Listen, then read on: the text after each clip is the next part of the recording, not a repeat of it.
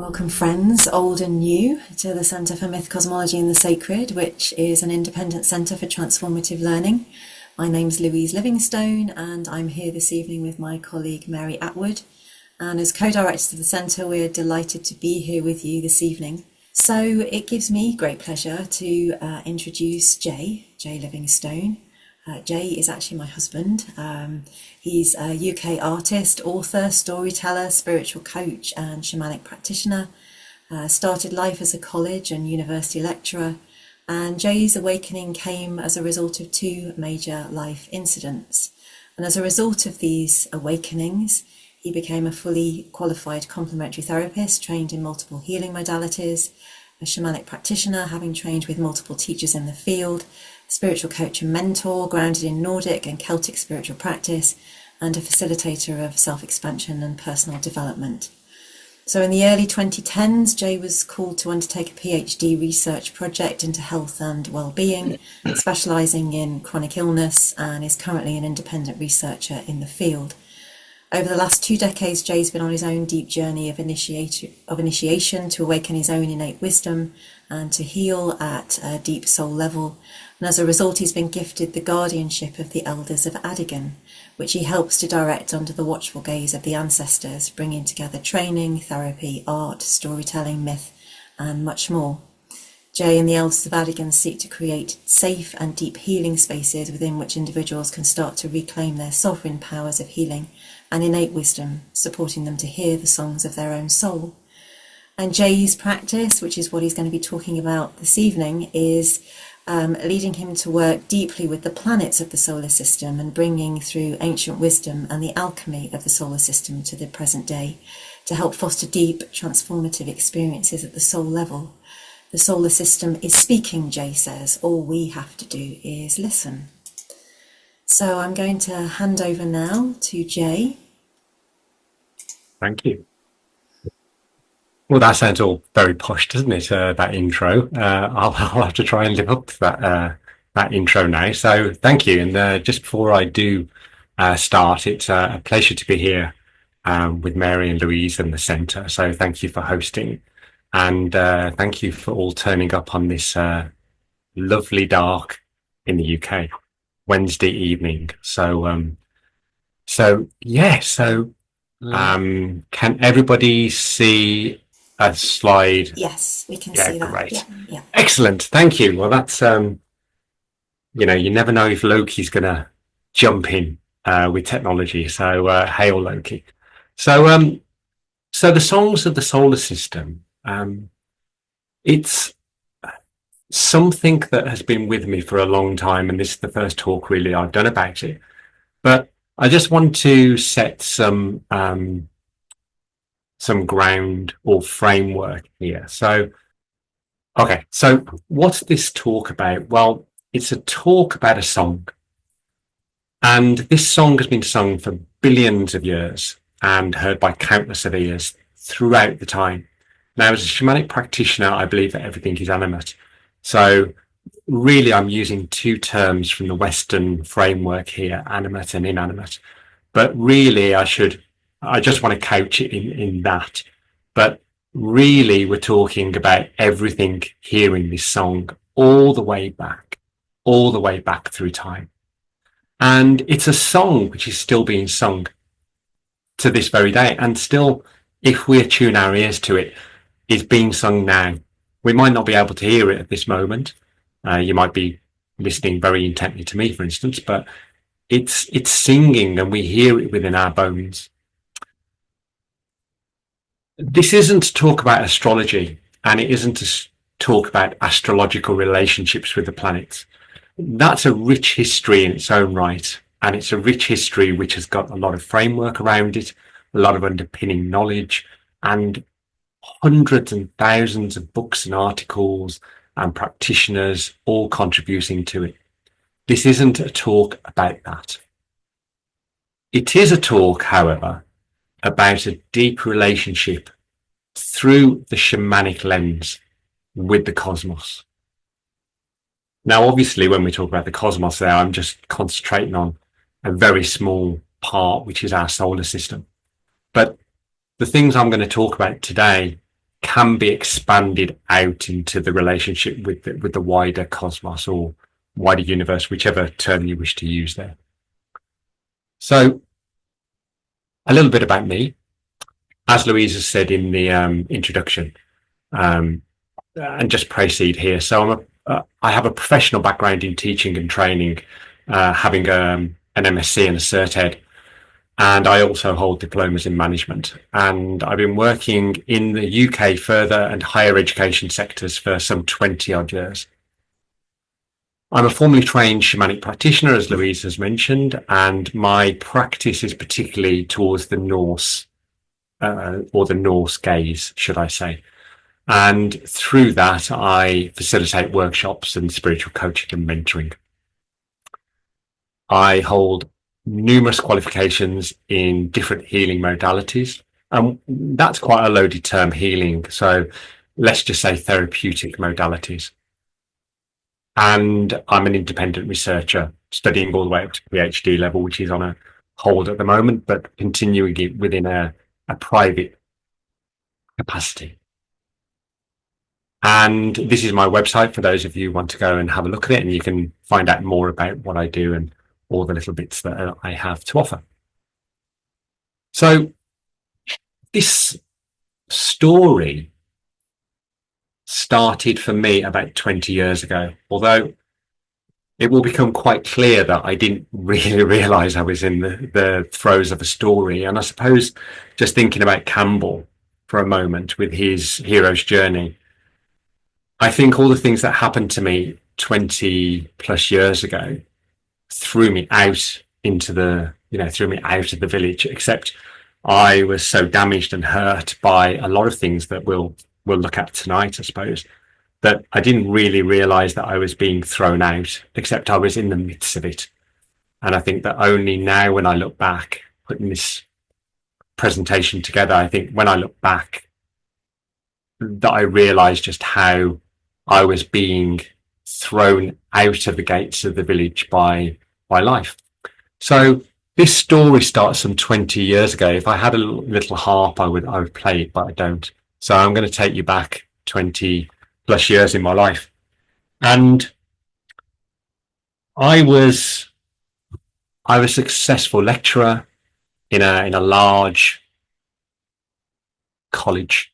I hadn't started my university lecturing career at that point, so I was quite happy within the college where I was.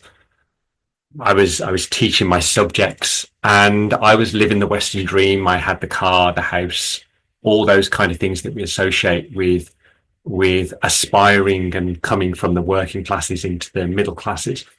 I'd leapt out of where I'd grown up in or been born into, and life was good. I had lots of money. As I say, I was living the dream. And as I say there, life was good, or so I thought. And unfortunately, one strange day, something came knocking on my door. Just like Tolkien's dwarves at Bag End with Bilbo. An unexpected visitor came to supper. And at that point in my life, just everything changed. Nothing was the same. Because at that point, chronic illness arrived. It wasn't really my chronic illness that came, even though I had my own chronic illness later. It arrived with such a ferocity that it just upended my world. And for those who have experienced chronic illnesses or are in the midst of chronic illness, you can certainly relate to that experience. But it was a day that I will never really forget. And so this visitor came in, and heavy clouds gathered and brewed, and my once perfect life that I thought I had, just cracks started to appear. And really, I suppose thinking about it, I'm in my practice and my life, I follow a more mythical strand now. But at that point, being thrown out, everything just happened so quickly, and I became very, very disillusioned with my job and my profession. I became completely and utterly demoralized by the materialist paradigm.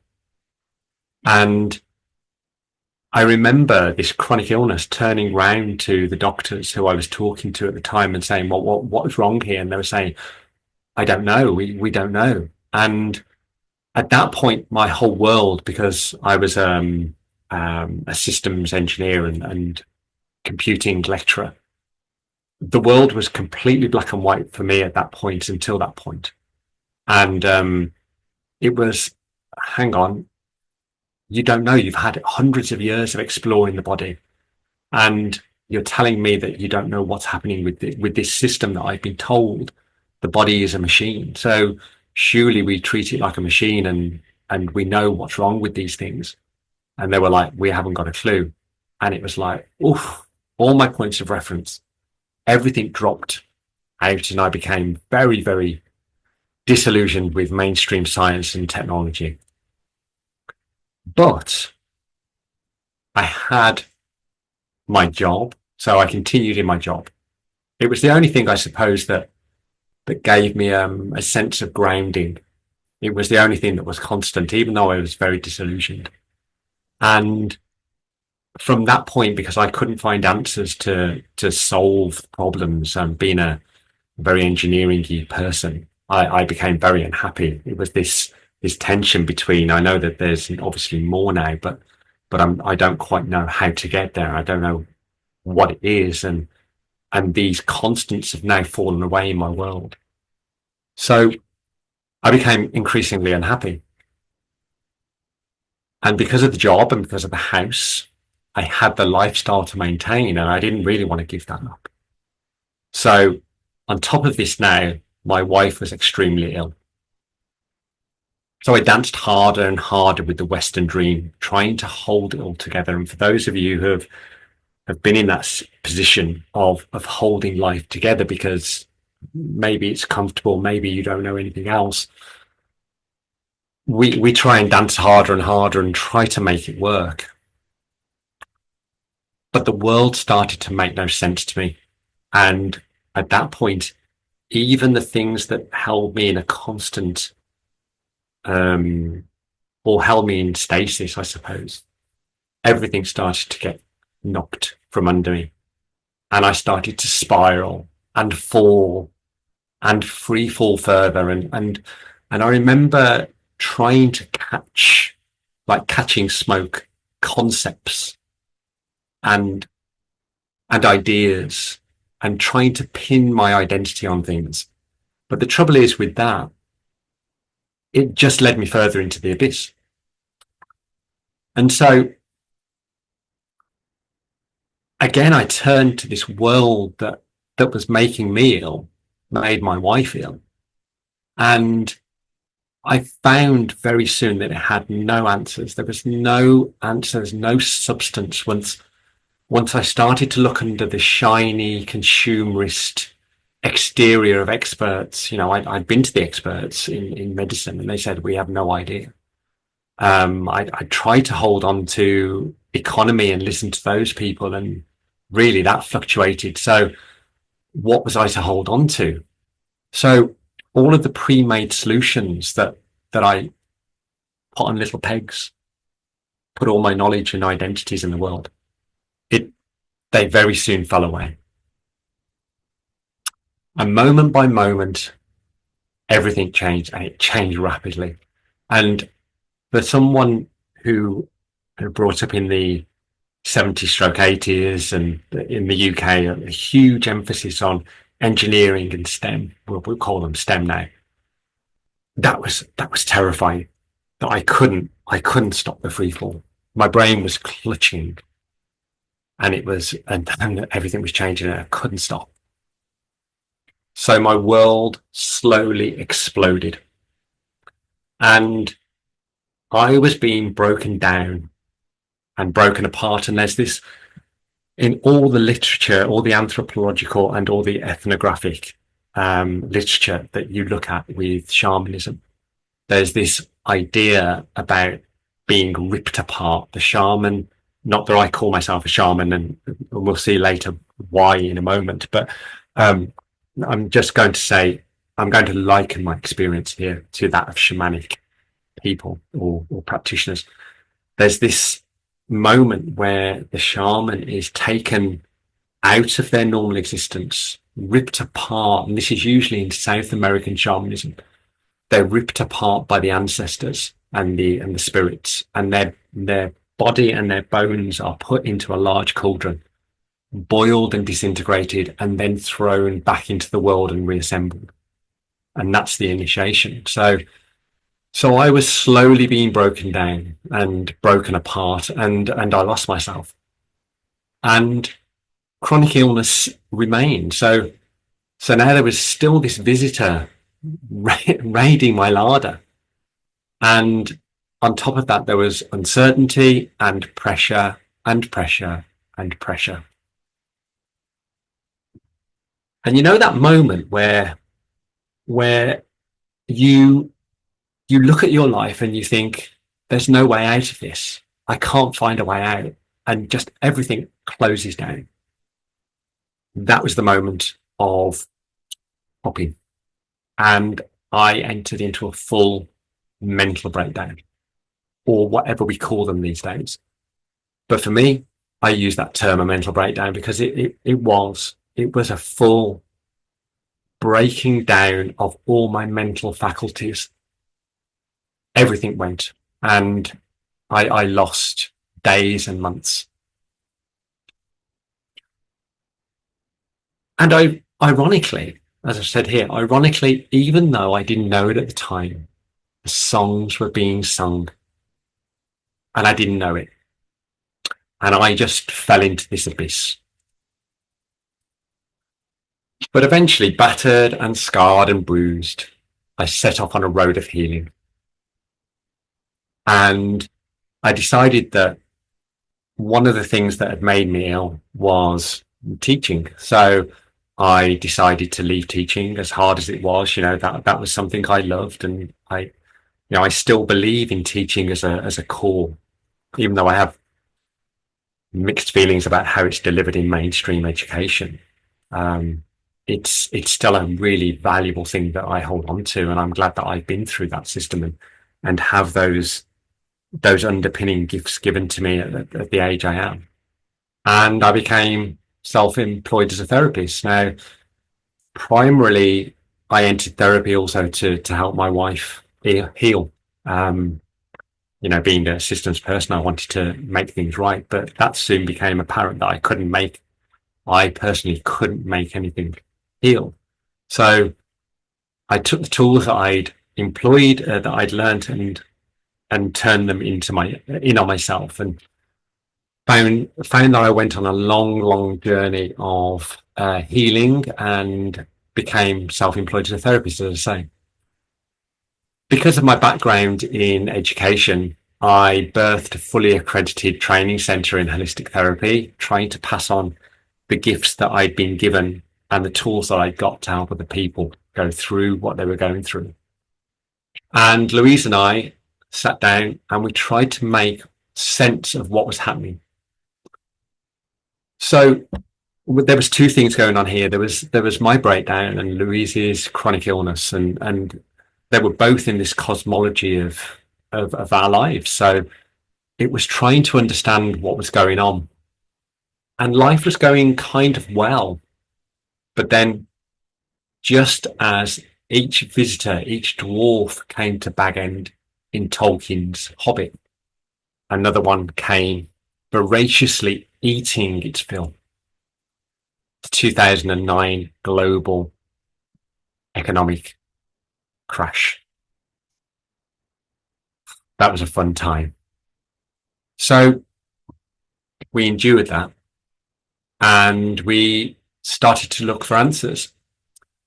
And we decided that to take stock of our lives. And I remember having this idea about trying to reduce everything, because I thought that money and wealth and economics were were the evils in the world. And I remember thinking it would be so simple if we could just fit all of our lives into a backpack, all of the trappings of the Western world, throw them away. That will solve our problems. It does for a while, but it doesn't really. For any of you who's had a kind of experience of that, sold our house, all our possessions, and we started to move around the country. And that was a little bit of a grim time as well, because we became homeless at certain points. And still, the songs were being sung to us. And still, I couldn't hear them.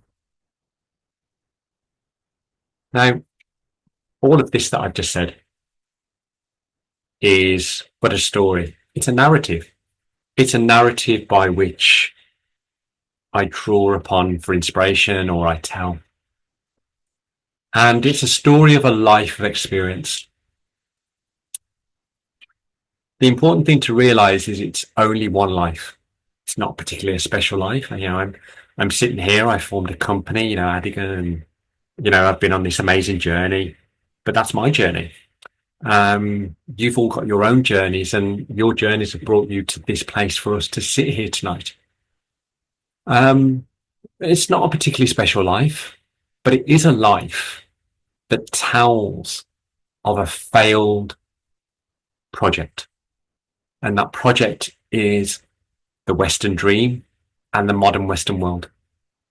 And I'm sure we can all look back on our lives and look at parts of it and find areas that we're all unhappy with, that the Western dream hasn't fulfilled. Maybe we're unhappy, maybe we've had depression in the past, maybe we've lost people to those visitors in our lives.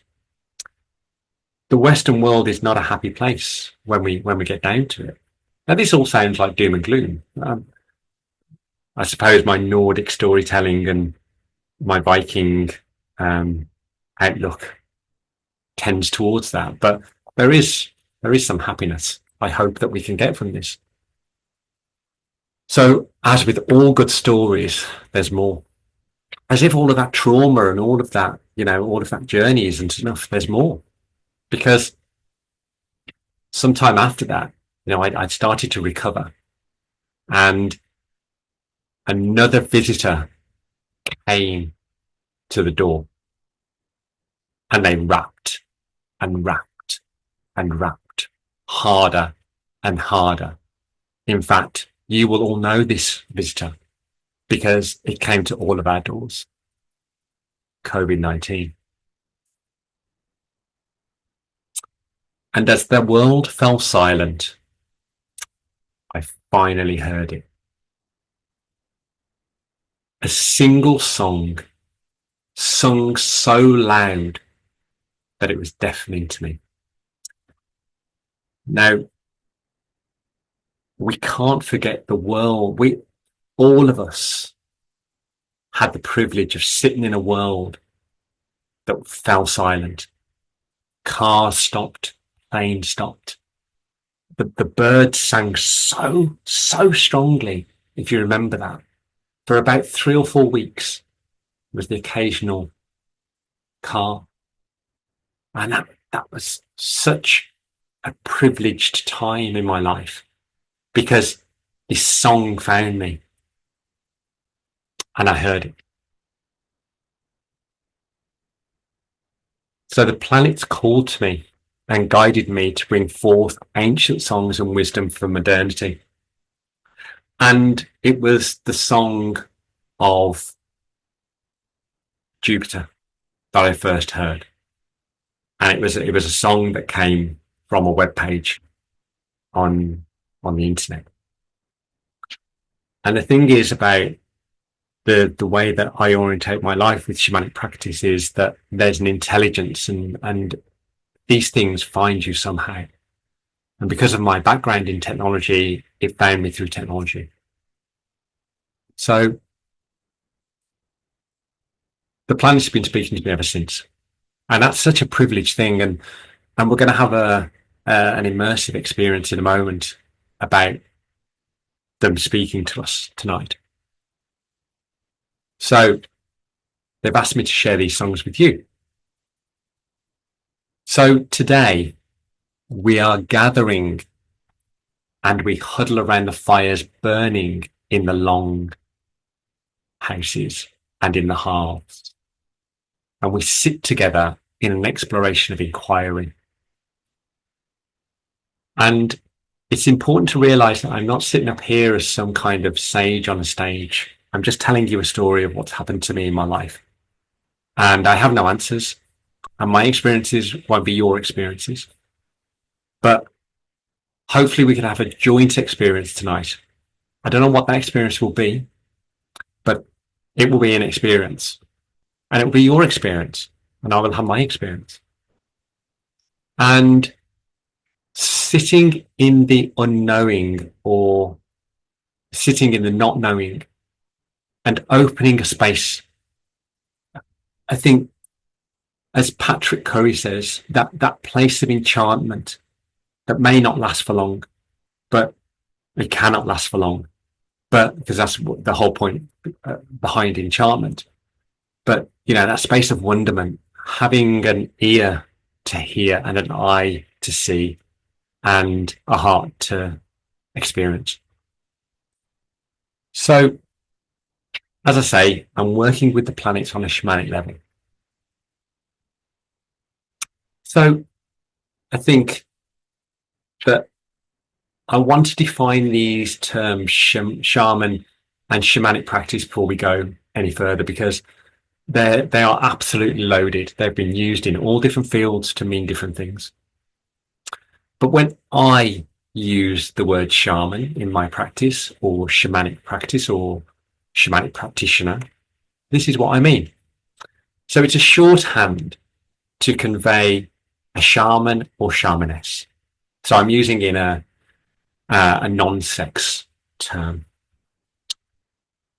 It covers all types of shaman, from north to south, east to west, all continents, and all different practitioners, from seers to healers and everything between. It covers both, and this is just me, don't forget, this is why I use it. It means that it covers everybody from a tribal person, whatever that term means now, to contemporary Western practitioners. And they are often called shamanic practitioners. Some people have this idea, if you're talking about strict wording, that you can't call yourself a shaman unless you've been initiated by somebody and you've had 14 generations of somebody who's a shaman before you in your tribe, and you've been born into that and you've been initiated out in the woods somewhere. But for me, and only me, I don't think we have to have a personal lineage of shamanism to be a shaman. So again, I wouldn't call myself a shaman. I call myself a shamanic practitioner, but I could easily call myself a shaman under this reckoning or logic, should I say. And the thing I want to convey to you tonight is that I consider that we can all be shaman, or we are all shaman. We all have the capability. It's whether we go into our bone house and we sit with the memories of long ago from our tribes, maybe. And in that space, I know that Louise, when she does her heart sense work, takes people into the heart. For me, when I take people on processes, I would go through a shamanic journey.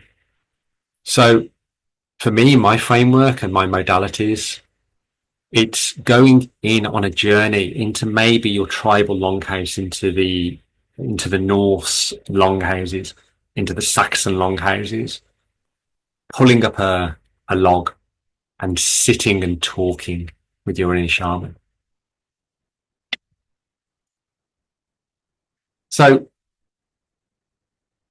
a little bit about shamanism.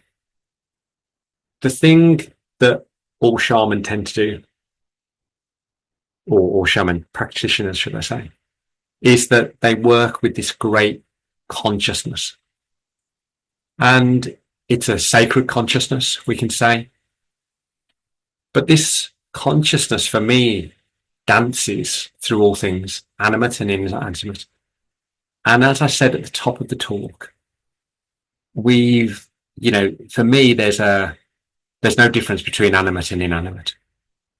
So it dances through all things. I'm just using these terms because we've been given them through the Western frameworks. So it dances through everything and animates all life. It's the same force that comes through you and me. And it's the thing that underlies all reality. Now, here I've tried to put a small diagram together.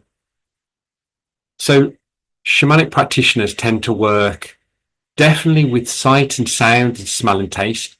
In the old psychic development realms, these were called your clairs, say your clairvoyance or your clairaudience, for instance. But the one that we as shamanic practitioners tend to use most is the 5+ senses. So dreaming, for instance, that's a sense in my framework. And when we go into different realms on the shamanic journey, we can have different abilities given to us. And that's an amazing thing when you move outside of your 3 space, outside of the 3D world where you're limited to 5 senses, and you move into a space where you've got these extra gifts given to you. And with the Norse framework, for instance, with the 9 worlds, when I've journeyed to the different worlds, I have different abilities in different worlds, I find. But that's just my experience. Different practitioners have different experiences. So this consciousness is the same as you and me, but it is also the same consciousness that flows through a pebble, or flows through water, or flows through fire. When we're talking about water and fire, however, we do have they're more elemental. They're just the purest energy of that consciousness expressing itself. So where do I sit with my work? Well, I tend to draw upon, as a shamanic practitioner, I tend to draw upon OPG and OPE, which is own personal gnosis and own personal experience, as well as a raft of other, as academic things. I draw a lot from Campbell, I draw a lot from Hillman, for instance. All these different scholars, when you get down to it, you have to go and do it. So, you can read a lot about shamanism or, in the ethnographic or anthropological literature, but if you're just reading about it, then you have to get out and do it. And then you understand, and then you get your own personal gnosis and experience. So, as I've said already, everything is alive. And I sit in one reality. And as I've just mentioned with the Norse, with Yggdrasil, the Norse tree, I can go to any reality, things that are also coming into the flowering time. Worlds that are opening up on the tree, worlds that have closed down. I can go into them. I can go into the well of Mimir and move into memory and up to Alfheim or down to Svartalheim, light and dark elves, and interact with the people. It's only one of several realities that I sit in here in Midgard. My work asserts that there are multiple realities coexisting within this given moment, and that I don't draw any distinction between animate and inanimate. And the middle point there, before other points come on the screen, of coexisting realities, when we look at the work that's done in string theory at the moment in quantum physics, I think it's dimension 4 and 5 open up the possibilities that there are multi-dimensions that we are sitting in here now. They're so close to us. And I remember talking to a Muslim cleric and talking about God. And he said, God is closer than your breath to you. And so if God can exist closer to us than our breath, and string theory is pointing us to to multiple dimensions, there's something going on within our world. And as a shamanic practitioner, I get the privilege of doing that. And that the world is an ensouled entity. So if it's an ensouled entity, then each of the planets, the suns, the moons, and going further, each moon around different planets, and the moon, moons in galaxies and constellations that we're not, that I haven't branched into yet. They're all ensouled, and they're all talking, except my work is only with our solar system at the moment. Who knows? It might expand out. And this brings me on to a ness. And so everything has its own ness. And I remember first coming across this term from Satish Kumar when Louise was at the Schumacher College, and he was talking about a ness. So we all have human ness. Mars has a Mars ness. Jupiter has a Jupiter ness. And the more I've worked with these nesses, they're all very different. It's like, I suppose I don't have children, but I suppose it's when you have children and, Freddie has a Freddiness and Samantha has a Samantha-ness. So all of this, of course, was known by our ancestors, our ancient ancestors. And, the practices such as astrology, even though, as I say, this isn't to talk about astrology. I'm not an astrologer. I know about the basics. That astrology for me has always looked at the world and looked at the solar system as an archetypal force that expresses itself through us and moves us. And there are so many people who have written about ensouled worlds or an ensouled world. For example, Gaia theory talks about an ensouled world, with Gaia being ensouled. So key to my work is that each body, as I've alluded, in the solar system is multi-dimensional. Now, when we look into the sky and we see, this is just my thought and my framework and how I orientate myself, that when we see that little twinkling light up in the sky, and we look, it might be quite clear where you are. I haven't looked out tonight, but if you get a chance, look out your window, and if it's starry, look at that. And for me, that is just the multidimensional being taking on a form in this dimension. So for me, there are many different dimensions, and Jupiter, for instance, is in all of them, and Jupiter has a different form in all of them from my experiences. So they're multidimensional, intelligent, alive beings who are sentient, and they're singing to us and guiding us. I cannot tell you why that. Well, I think I know, but that would take all night. But I can't tell you why that song found me on that one day. Can't tell you why, but it did. And from that point on, it's guided me. So it's birthed out of a single sound, as I say, and it danced. And that's the best I can call it. It danced. It danced into my life. And as Ramanujan says, it held out an invitation. And at that point, I was claimed. I had the choice whether to not listen to it or listen to it. And I heard it. And it captivated me. And I was claimed. And so I accepted the invitation. And then I went into deep communion with this. Now, don't forget, as I've said, the songs were singing to me some 20 years, probably before that. Definitely before that. But I couldn't hear it. It claimed me. And at that point, I was guided to create, or I had this idea. I thought, God, this is so, wow. I want to share this with people. And I thought, I know what I'll do. Being a teacher, I'll just put 1 hour talk together, 20 slides. And that was the plan. And that was the plan, so I thought. So working with this sound, when I started to work with the sound, more sounds came in. And I realized that when I sat with these sounds, I realized that each sound formed part of a magnificent song. And each of the songs that were coming, or each of the sounds that were coming, were like instruments and voices. And, you have your violas and you have your drums and um, you have your flutes and you have whatever. And as I listened to all of these and they kind of melded and meshed, I realized there was a bigger song.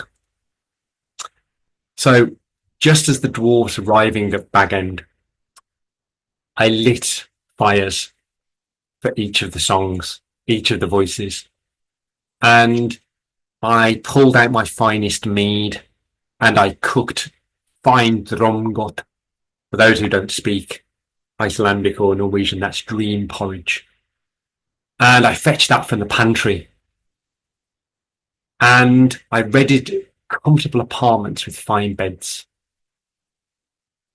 And as we sat in this space of loudscapes of songs, of dreams, of dancing, we drank and we sang and we danced, and it gave me wisdom. And so when it was time to go to bed, we slept and we dreamt, and the dreams, probably because of all the drumgot, the dreams were filled with mystery and magic. And from all of my house guests, living loudscapes came. Now, what do I mean by this term, living loudscape? Well, it's a loudscape that the planet has encoded a timelessness in. So when you listen to it, it could be any time. So, for instance, the people who are going to be listening to this on catch up will listen to a song in a while, and it will be as if they are here tonight with all of us listening. There is no time with these loudscapes. We will all be in an energy, a collective energy, and therefore there'll be a timelessness of it. Even if that person is listening alone, it will be like I can't say how many people are on the call tonight actually here, but say there's 50 people. It will be like there's 50 people listening with them and bringing in that energy. So this is what I mean by a living loudscape. Now, in best style, with all good fairy tales, you didn't think that was the end. I thought it was the end. But then they came. So working with the sounds and the loudscapes, I was gifted songs and chants and rituals. And as we danced and swayed and bobbed and weaved, they came. Deities. So not only now was my house full of sounds, Bag End was being very, very filled up by thousands and thousands and thousands of deities. And they all wanted a voice too. And they asked me to bring their energies into the work. So I gave myself over and I asked how, and obviously I was guided to do it. And they wanted to give their deep medicine. So even though I'm predominantly, I'm a little bit of Celtic, but Norse pagan, I've worked with Egyptian deities to bring this through. I've worked with South American deities. I've worked with Russian deities. All of these have brought their medicine into the mix. So a simple project, and I put simple in quotes there, or single quotes, because the project itself, 20 slides and a soundscape, was never really going to be simple, but simple-ish, containing a single talk with a set of basic slides, is turned into a project. And this project has now spanned nearly a decade, and it's still going. And in best mythic style, it's asked me to howl with the great grey she-wolf, her with the flashing green eye, and to behold the wonders of the skies as we howl into the midnight time, and sit with the great grandmother crone, she with the one blue eye that sparkles in the midnight blackness and looks into the flames and foretells things to come, and dance with the solar system. And so this 20 slides has become a course with about 80 hours of material. So including cultural backgrounds for each cosmic body, cultural meditations and journeys, working with the gods and the goddesses, and shamanic understandings of each of the cosmic bodies. And more importantly, as we're going to listen in a moment, a loudscape for each one. So if you'd like to find out a little bit more, or you are interested in finding more, then these are the addresses. And if you go to my web address, you'll be able to pick it up as well. But Louise and Mary obviously have through the centre as well. So there's lots more information about that at those two web links. So this tale of trauma, this tale of working with the solar system, these gifts, what has it given me? Well, working with the solar system, I've become physically and emotionally settled. And, I've no problem in telling anybody that I was a complete mess, coming through my life. I was just a complete mess. And listening to or working with these, and I suppose the songs over 20 years have been chipping away at, even though I didn't actively hear them, that they have been working with me because it's led me up to this point. So I will never know, but I would like to think that they have. And at this point here, there's still more work to do, as we're never ever finished works in progress. But working with these loudscapes and working with the material and working through things, I've adopted a more quiet life. I live on the edge of the village, metaphorically and quite literally. I've become more emotionally balanced. I've gone on a long healing and emotional journey. My scars are healed, the wounds are healed, but I still carry scars. And I'm more reflective, less angry, more forgiving, and more heartful. I guess more open and measures, as I said there. And ironically, all the things in life that I've tried to do and force, all the things that I've tried to force in my life, try for acceptance, try to, find things in my life that I perceive that I've lost or don't have or craved. By letting them go through working with the solar system in this way, then all the things that I've craved have actually come to me without looking for them. It's been amazing. I'm not saying that, it's like a talisman of drawing things, but it's amazing that they do say, don't they? When you stop looking, things come. And so friends and teachers, amazing opportunities have come into my life. And they've helped guide me to ancestral memories. And I think that's one of the biggest gifts they've given me. Deep medicine held within my bone house from eons ago, past lives. So, and they've allowed me to connect more deeply with my inner shaman, as I say. One of the biggest things I think that it's given me is this movement from toxic relationships. And I think that's one of the biggest things. my life is drastically different now than it once was, including no toxic relationships now in my life. They're all very, very healthy ones. Are there challenges? Of course, there always are, but it's allowed me to weather those, and I have very good relationships in my life now, healthy ones that are nurturing and life fulfilling and allow me to look at my life very differently. And for me, following a Norse shamanic path, everything is about balance. And that's the thing with Norse shamanism. It's all balance. If I'm feeling out of sorts, it's because I'm unbalanced in some kind of way. And doing this and working with my tradition and incorporating this into my tradition has allowed me to find balance.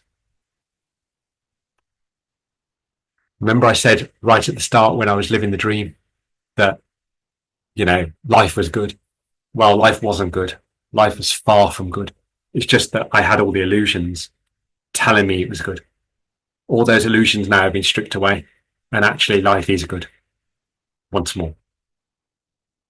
So we're going to have an immersive experience of a living loudscape. So as we dance with this landscape, and I would ask you to just be open and to enter it as if in a dance.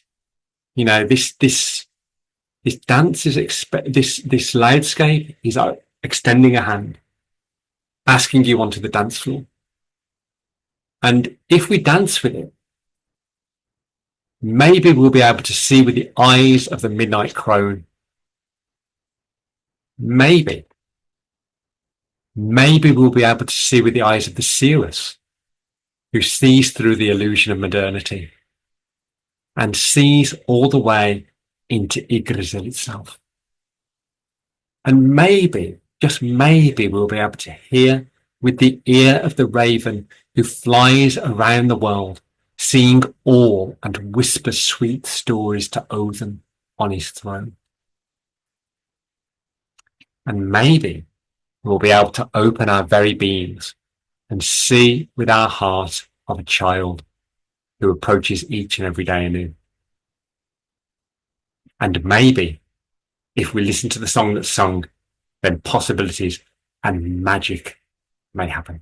So now, what I'd like you to do is, I'd like you to choose an issue that is present for you right now in your life, but something that's quite light-hearted. We're not in full therapy mode tonight. We're not going on any huge journey to resolve your deepest, darkest fears or anything like that.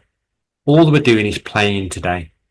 So I'd like you to just pick something that maybe is a little bit niggly in your life. Maybe, something happened today that, there's that wonderful expression just pushed you a little bit too far. So just, something like that. And we're going to listen to the loudscape. And what I'd like you to do, you can blank your cameras, you can do whatever you want. It's about 3 minutes long. And, however you wish to do this. And just be aware of anything arising for you, any messages, any thoughts or feelings, or images or reflections or memories, or you might not get anything at all. And that's okay too. There might just be nothing. And that's okay. Because within that is the medicine too. So, if you're sitting comfortably, so just take a couple of deep breaths in and out, just land here after listening to the story, listening to this lecture, and just land, take a couple of deep breaths in and out at your own pace. And I'm going to play you the loudscape of the earth. And this is a song that's being sung right now. I'm doing it through this medium of technology, but, doesn't mean that it ends, or it doesn't mean that it has stopped when we're listening to this. first of all. So if you're sitting comfortably, now we'll begin.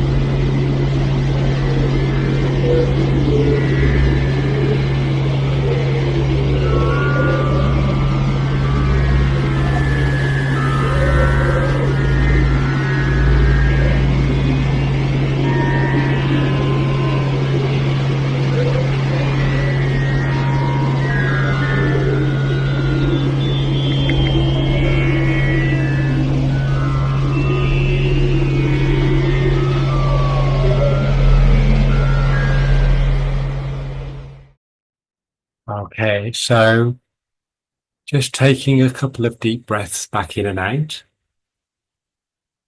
Hopefully something came to mind, maybe images or thoughts or whatever. And just join me back in the Zoom room when you're ready.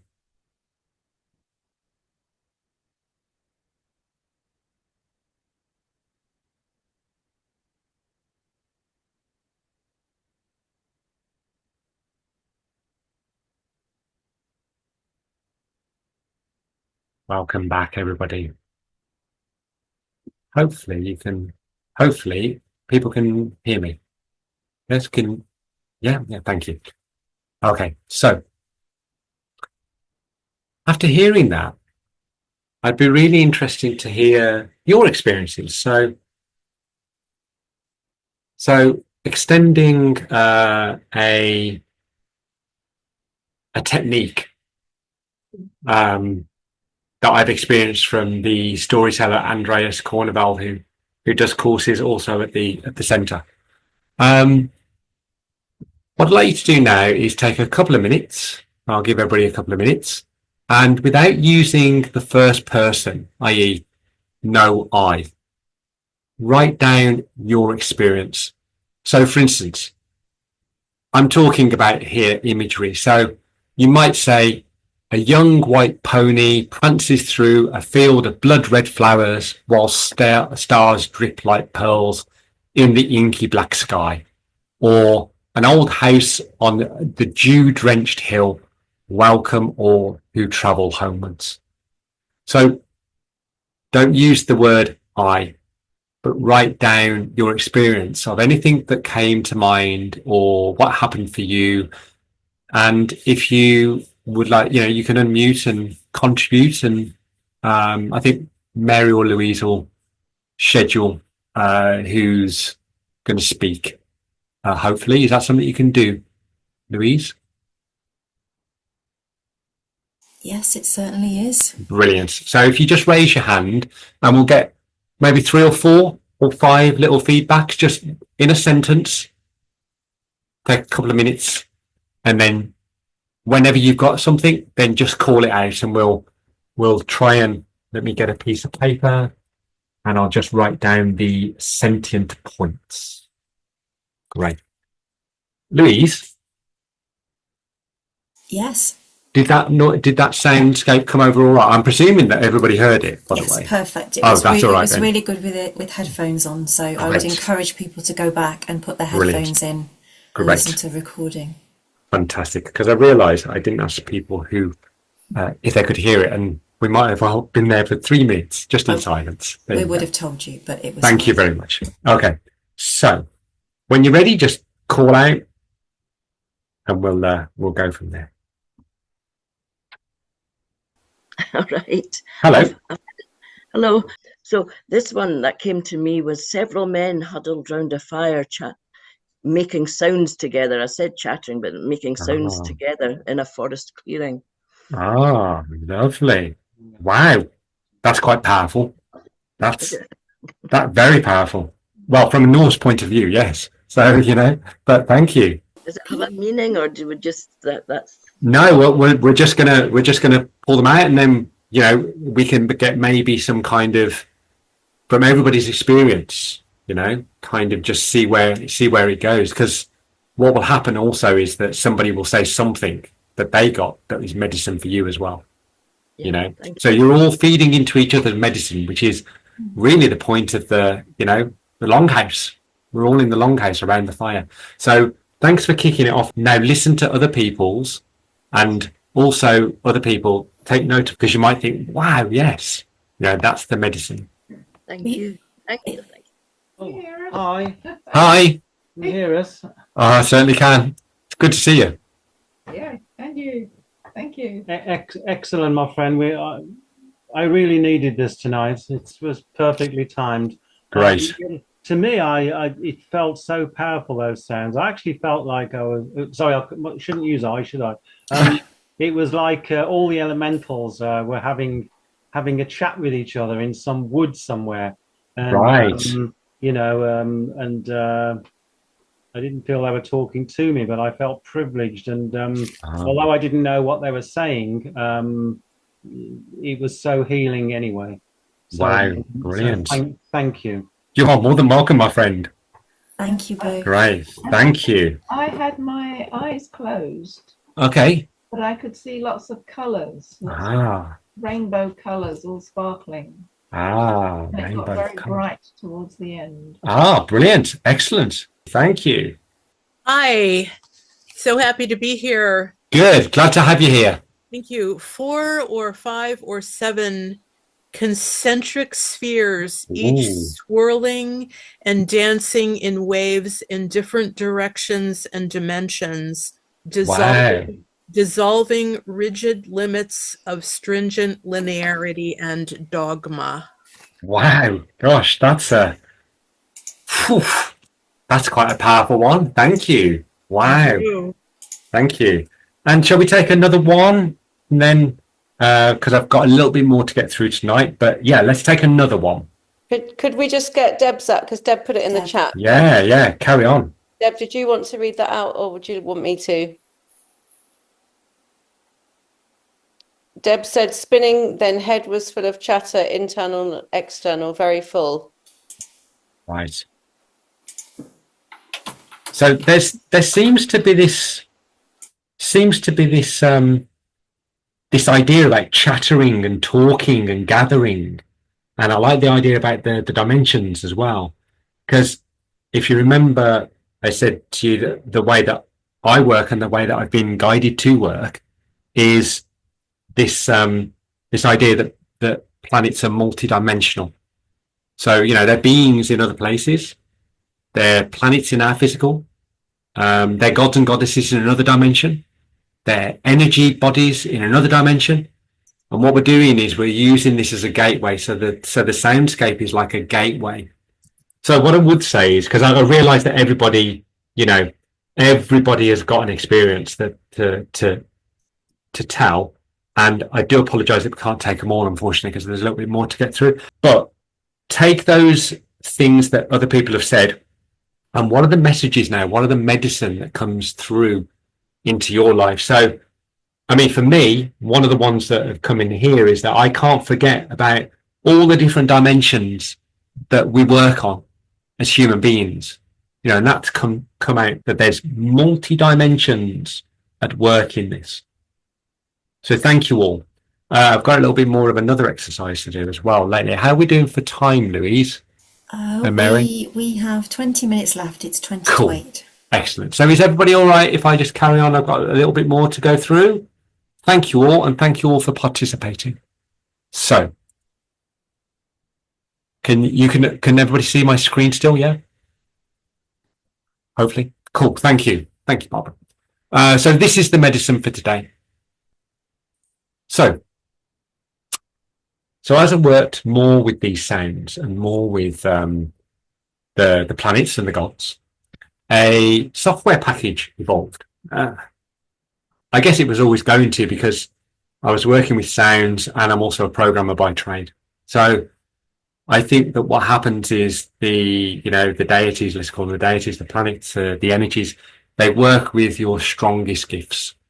So mine is programming, or one of them is programming as well as shamanic work.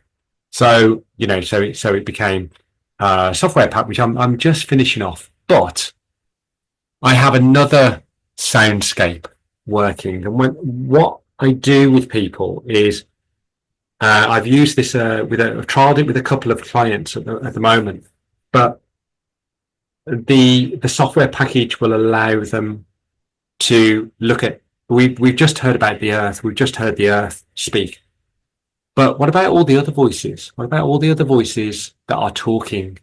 We only heard the earth. So I'd like you, now I'm going to play you another song, and imagine that you were a client coming and we were sitting down and I was asking you how present these planets are for you. How loud they are, what they are doing, how present in your life are they? And this loudscape is all of the planets now speaking. So I'd like you to close your eyes again. Take a deep breath. You can mute your camera if you want. Keep it open if you want. And we're going to listen to all of including the moon and the sun, all the planets talking now. So just hold on to your question that you were asking of the earth, because you might get a deeper clarification on something now. So.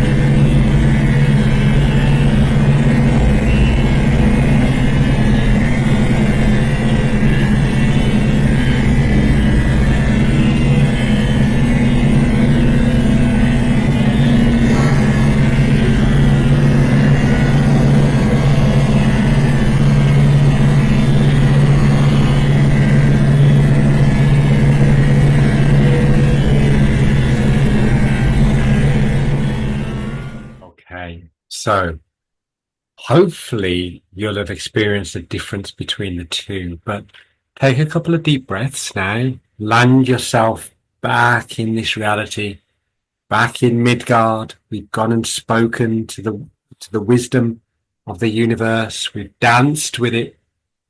Take a few deep breaths. If you have water, don't forget to drink a little sip of water and bring yourself back into this reality. And when you have any image, bring any images back with you. Bring any sounds, smells, tastes, images or thoughts with you. And when you're ready, join me in the Zoom room.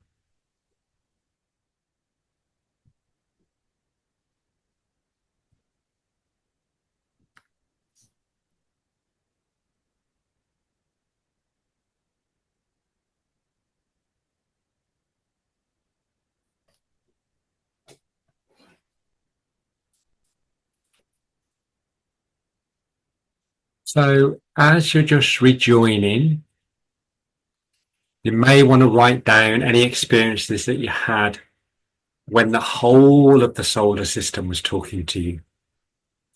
And does anybody have any reflections on the difference between the two? I mean, just unmute and just, you can just call it out and, was there a difference for you? Yeah, can you hear me okay? Yes. Yeah, I just wanted to back up that it was quite, in a way, different. This time it was just a single giant wielding an axe, but he was surrounded by these dots of light. I took it as fairies trying to be with him and be calm with him. Wow. And balance the energy in some way that he was. So very different, a different experience then from the first one. Yes. Wow. Thank you. Thank you. Yeah.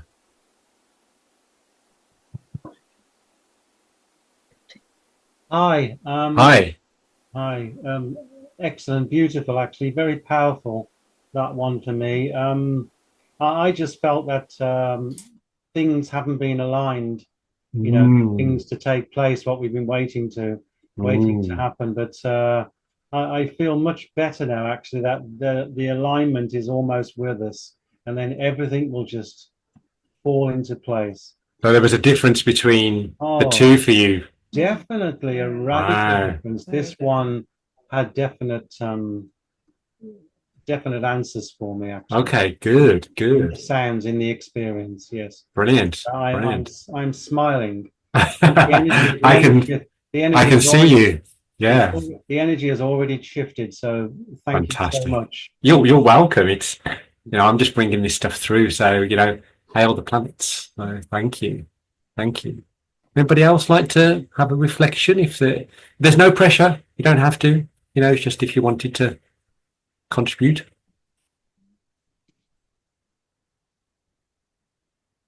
Few comments in the chat. Okay. Artemisia, do you want to read them out? Yeah, I can't see the chat, unfortunately. So maybe you take a couple of the comments. Did you want to read? Oh, you want me to read it? Right. Deb said, sensed these words and it felt more like an answer. Simplify, float, breathe. Brilliant. Wow. Very strong. Thank you. I can, yes. Hi. The sun watched the beauty of their turning tribe of stars in the velvet void, the companionship of celestial village, belonging to the vastness. Heart beams. Wow. What great. And was that from the second one, or was that from the first one, and was there a difference between? Right. So was there a difference for you? Yeah. Yeah, quite a big difference. Yeah. Fantastic. Brilliant. Thank you for your lovely comments there. Yeah, your lovely feedback there. So yeah. So that one was very interesting for me. Okay. There's a young woman who started a mask, a kind of warrior mask was coming over her face, and then some kind of plumage from the head. But it was like almost an ethereal plumage. Wow. And then she started fighting an unseen force in some really agile martial arts. Wow. And then she came to a realization that she was fighting herself. And that the only way to go forward there was to be in peace and to share this peace with the force, even though it continued to swirl in quite a tumultuous storm overhead. Wow. Thank you. And it became very bright. Wow. And so there was definitely a difference between the two for you then, the first one and the second one. Yeah. It's I mean, that's a very initiatory kind of image that you've fighting yourself. I don't mean you, if it wasn't you, I mean fighting yourself is an initiatory archetype, should I say. So thank you. Wow. Yeah. Wow, thank you all. And there's thousands more comments there that we have, but thank you. So I think I've got a couple more slides if you'll just indulge me. So all those things that have been said today, but hopefully there'll be an energy and an alignment shift for you somewhere. And if you've not experienced anything, you might be sitting there thinking, oh, I didn't experience anything. Because sometimes I've done that when I've been to talks or whatever. It could just be the energy or whatever. And just pay attention what's happening over the next couple of days, because these things work subtly on us. So just be aware of things that happen over the next 24, 48 hours, because this is the medicine for today. And when we say medicine, that's quite a loaded statement from a shamanic practitioner. So it's what's needed for today in your life to be heard, and the thoughts that you've experienced there. So last but one slide, I think here. So as I said to you a little bit before, this whole thing has culminated now in a film, 10 modules, a 10-month online course with meditations and meeting gods and goddesses, a shamanic understanding of each cosmic body, immersive loudscapes like you've just experienced. And it's not just the loudscape. I take people through a shamanic journey or shamanic-esque journey with each loudscape as well. So it's set in a bigger immersive landscape of sound, I guess. And I'm also doing, as part of the course, there's a monthly check-in, and you take everything, and then we kind of drill down into it, everything that you've experienced for that month, and then we look at it, we pull it apart, we look at how it applies on the shamanic level, deep medicine, all that kind of stuff. So if you want to know more, as I say, that's the link there, and you can follow me on my website, all the socials, as I'm sure one or all of them apply to you.